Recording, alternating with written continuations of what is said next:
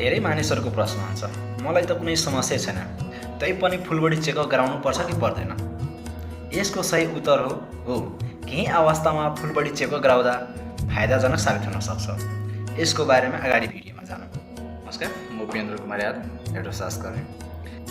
विशेष गरेर 30 वर्ष वा त्योभन्दा बढी उमेर पुगेका व्यक्तिहरूले वर्षमा कम्तीमा एकपटक फुल बडी चेकअप गराउँदा राम्रो मानिन्छ।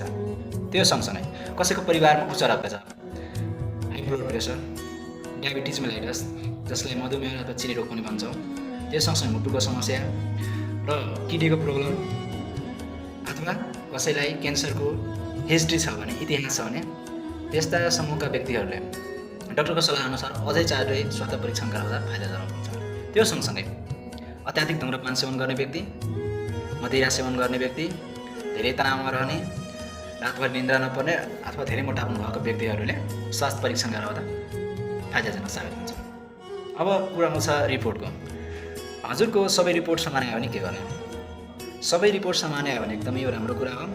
डाक्टरको सल्लाहअनुसार फेरि कहिले आएर हजुरले स्वास्थ्य परीक्षण गराउने तर डाक्टरको परामर्शअनुसार फलोअपमा आउनुपर्ने हुन्छ। यदि रिपोर्टमा केही समस्या देखा पऱ्यो भने के गर्ने? रिपोर्टमा केही समस्या देखा पऱ्यो भने सुरुमा जनरल फिजिसियन डाक्टर कहाँ जानुपर्ने हुन्छ। जनरल फिजिसियनको सल्लाहमा हजुरलाई थप केही जाँच टेस्ट गर्नुपर्ने छ कि तपाईँको रिपोर्ट हेरेर कुनै सम्बन्धित विशेषज्ञ कहाँ पठाउनु पर्ने छ भन्ने कुरामा तपाईँलाई परामर्श गर्नुहुन्छ।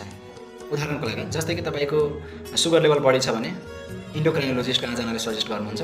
त्यो सँगसँगै मुटुमा कुनै समस्या देखा परेछ भने कार्डियोलोजिस्ट कहाँ जान भन्नुहुन्छ। कोलेजोको समस्या देखा परेको छ भने ग्यास्ट्रोएन्टरोलोजिस्ट कहाँ जान भन्नुहुन्छ। याद राख्नुहोस्, रिपोर्ट आफैमा उपचार होइन, सही डाक्टरको सही परामर्श नै सही उपचारको पहिलो कदम हुन्छ। हस् त, धन्यवाद। हजुरहरूलाई यो भिडियो राम्रो लाग्यो भने लाइक कमेन्ट गर्न नबिर्सनु। Thank you so much.